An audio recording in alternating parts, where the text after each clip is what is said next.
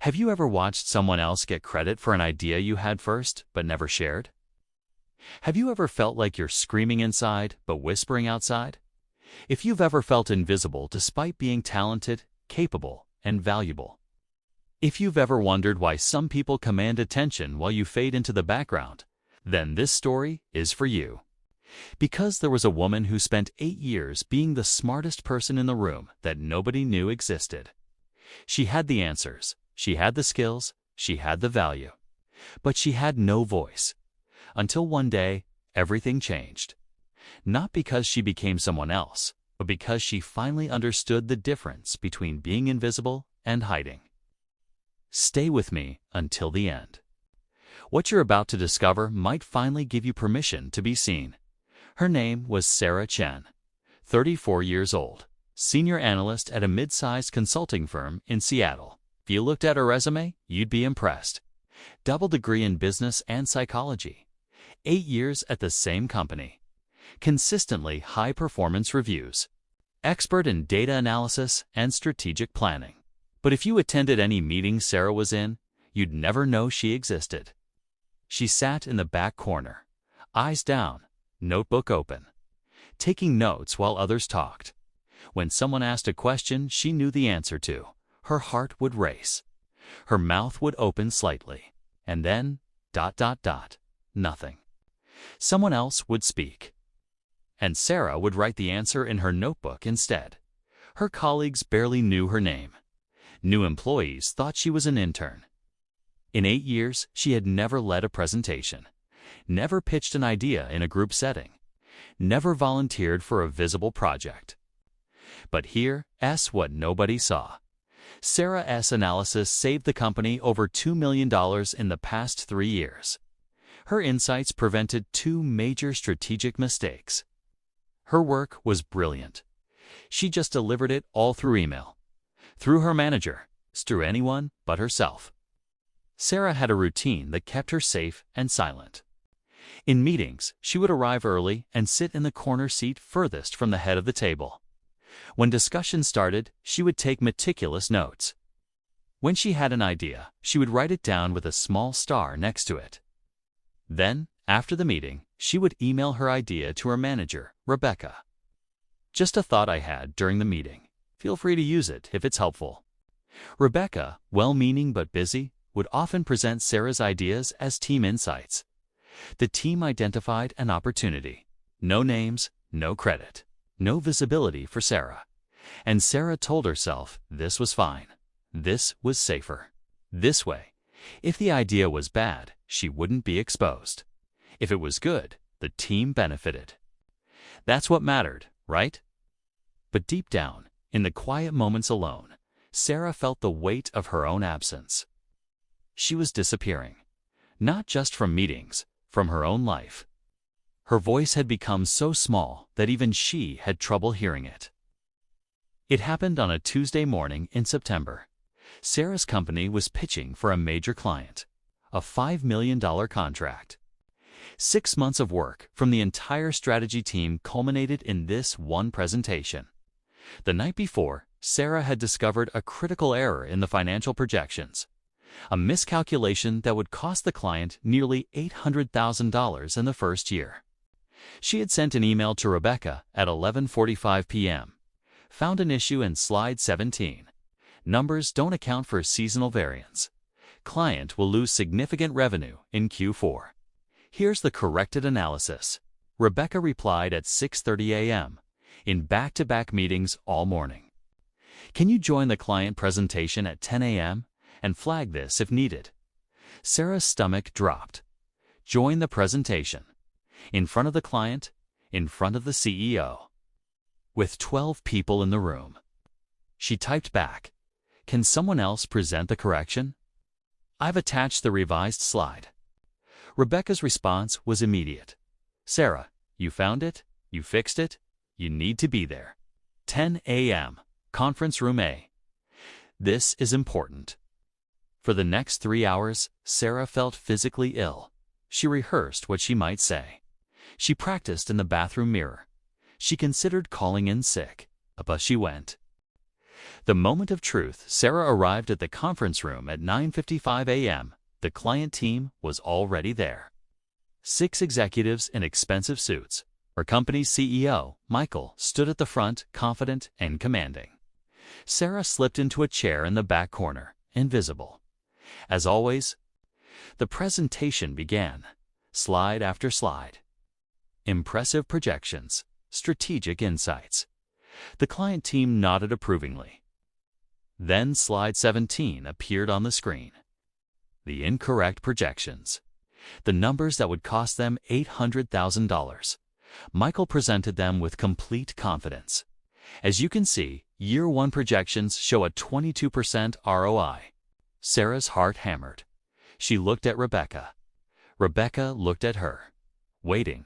Sarah opened her mouth. Nothing came out. The client's CFO leaned forward, studying the numbers. Can you walk us through the queue for assumptions? Michael started to respond with a flawed logic. Sarah's hands trembled. She gripped her notebook. Her entire body screamed at her to stay silent, to stay safe, to stay invisible. But another voice, quieter but firmer, whispered, "If you don't speak now, you're not protecting yourself. You're betraying yourself." Sarah stood up. Her chair scraped loudly against the floor.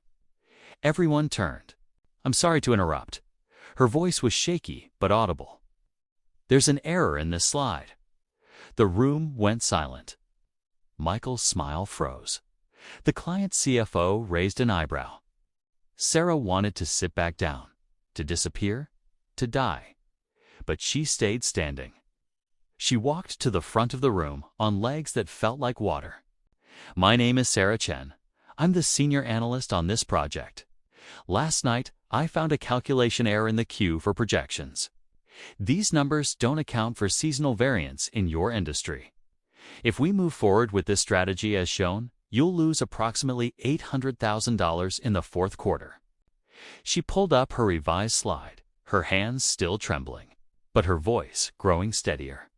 "Here's the corrected analysis. If we adjust the timeline and shift resources according to this model, we actually increase year 1 ROI to 27%, 5 points higher than originally projected." The room was silent. Sarah's face burned. She had just contradicted her CEO in front of a major client. Then the client's CFO started nodding slowly. "Show me the methodology." Sarah did. For the next 15 minutes, she walked them through her analysis, answered questions, explained her reasoning. And for the first time in 8 years, Sarah wasn't invisible. She was undeniable. The aftermath? The client signed the contract. But they added one condition. Sarah had to be the lead analyst on their account. After the meeting, Michael pulled Sarah aside. She braced for anger, for reprimand. "Instead," he said, "where the hell have you been for 8 years?" Sarah blinked.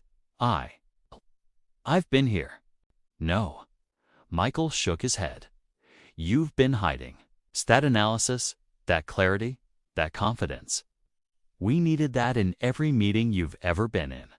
Why haven't we seen this before?" Sarah's throat tightened. I didn't think anyone wanted to hear from me." Michael looked genuinely baffled. "Sarah, you're one of our best analysts. But if you don't speak up, how is anyone supposed to know what you're capable of?" He walked away, leaving Sarah standing alone in the hallway with a question she couldn't answer. That evening, Sarah sat in a coffee shop, still shaking from the day. She kept replaying the moment she stood up, the moment she spoke, the moment she chose to be seen. And that's when someone sat down across from her. The conversation that explained everything. "You look like someone who just discovered they exist." Sarah looked up. A woman in her 50s, warm smile, intelligent eyes. She gestured to the empty seat. "May I?" Sarah nodded, too drained to object. "I'm Dr. Elena Martinez. I teach organizational psychology at the university. And I couldn't help but notice you sitting here looking both terrified and exhilarated. That's usually the face of someone who just spoke up for the first time in a long time." Sarah's eyes widened. How did you? Because I wore that exact expression 20 years ago, Dr. Martinez said gently. Let me guess. You're competent, talented, maybe brilliant at what you do. But you've spent years making yourself invisible. And today, for some reason, you couldn't stay silent anymore. Sarah felt tears prick her eyes. How did you know? Dr. Martinez smiled. Because invisible competence is one of the most common forms of self-sabotage I see, especially in talented people. Can I show you something?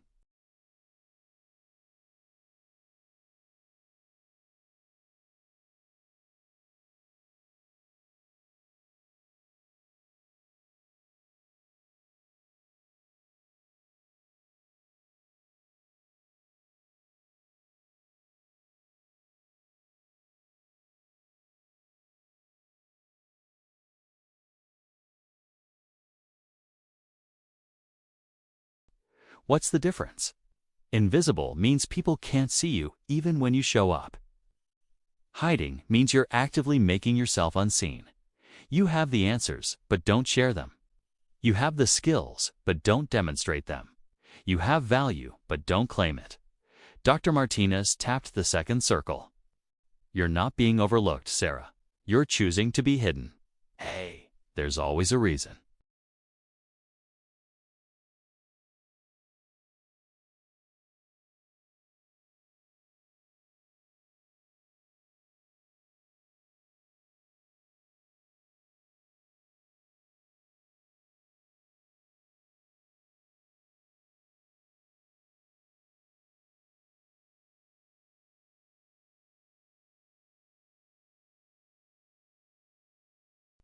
People who never speak up are seen as absent or incompetent, even when they're brilliant. Sarah felt this land like a punch. Fear number 2, the perfection prison. You believe your contribution has to be perfect before you share it. So you over-research, over-prepare, overthink. And by the time you're ready, the moment has passed. Someone else has spoken. The decision has been made. But here's what perfectionism really is. It's not high standards. It's fear wearing a mask of excellence. Sarah swallowed hard. So how do I stop hiding? The visibility framework. Dr. Martinez drew 3 steps. Step 1. Distinguish between safety and comfort. Staying silent feels safe, but it's not. It's comfortable. There's a difference. Safe means you're protected from real harm. Comfortable means you're protected from discomfort. Every time you hide your voice, you're choosing comfort over growth. And comfort is the slowest form of death for talented people. Step 2. Micro-visibility. You don't go from invisible to commanding the room overnight. You build visibility in small, manageable doses, she wrote. Week 1. Ask 1 question per meeting. Week 2. Share 1 idea verbally, not email. Week 3. Volunteer 1 piece of feedback. Week 4. Present 1 small update to the team. Each time you do this, you teach your nervous system. Speaking up doesn't kill you. It actually makes you more alive. Step 3. Reframe the risk. You think the risk is, what if I speak and look stupid? But the real risk is, what if I stay silent and waste my entire career? Which risk can you actually live with? Dr. Martinez looked directly at Sarah.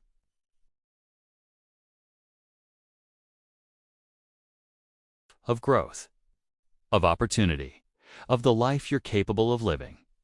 The 30-day transformation. Sarah went home that night and made a decision. She would spend the next 30 days proving to herself that she could be visible without being destroyed. Week 1. Questions. Monday morning meeting. Sarah's heart pounded as she raised her hand. Basic, but her voice was in the room. What's our backup plan if this approach doesn't work?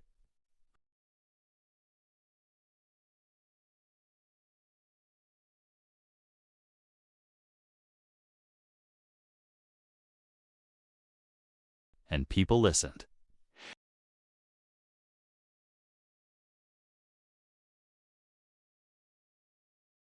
Not perfectly formed, not fully researched.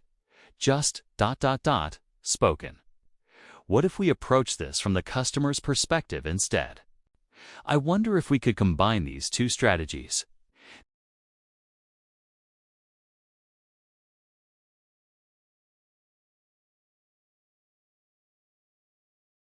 And people started looking at her when she spoke. Week 3. Presence.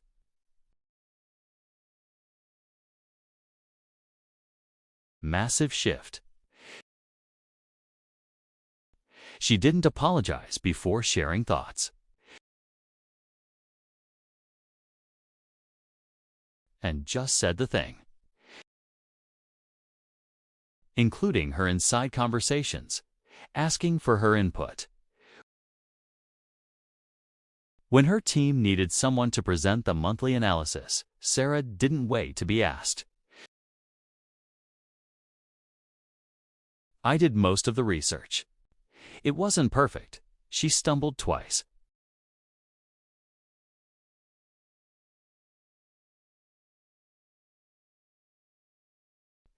Three months later, Sarah became the lead analyst on the company's largest account. Not because she became someone different, but because she stopped hiding who she already was. She still felt nervous before speaking, but she spoke anyway. She still worried about being wrong, but she shared her thoughts anyway. She still preferred working behind the scenes, but she showed up front when it mattered. The woman who had been invisible for 8 years was now the person clients specifically requested. The person her CEO consulted on major decisions.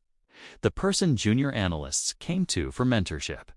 Not because she transformed into an extrovert. Not because she became fearless. Because she learned that being seen wasn't about being perfect.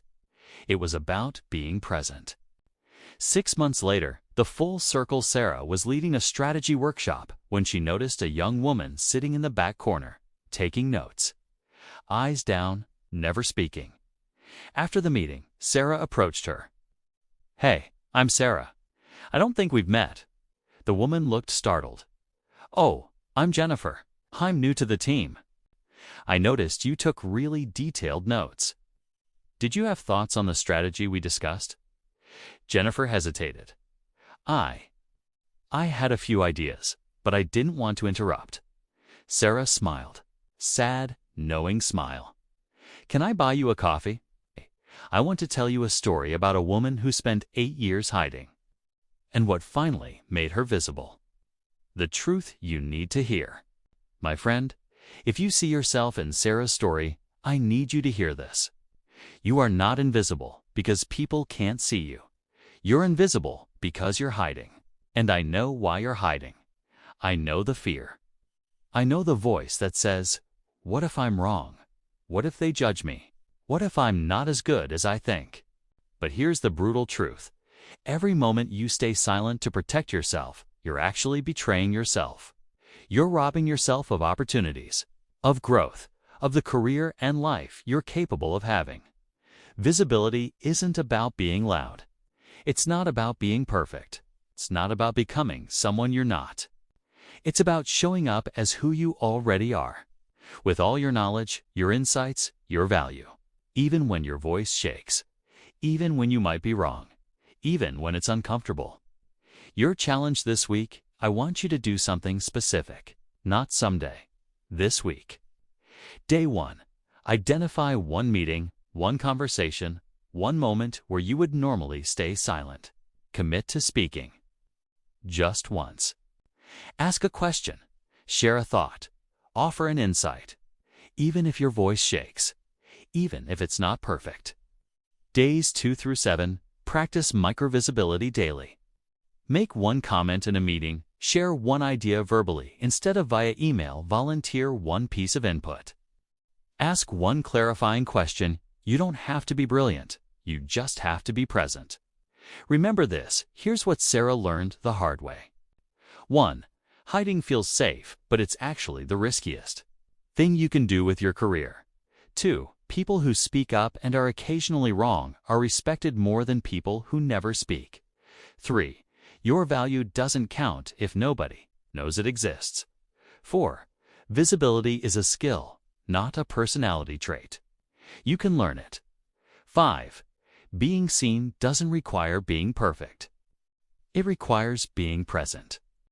The question that changes everything. Dr. Martinez left Sarah with one final question. And now I'm leaving it with you. Asterisk, asterisk, what would you do? How would you show up? What would you say? If you knew that your voice actually mattered. Because here's the secret. It does. It already does. You just haven't been using it.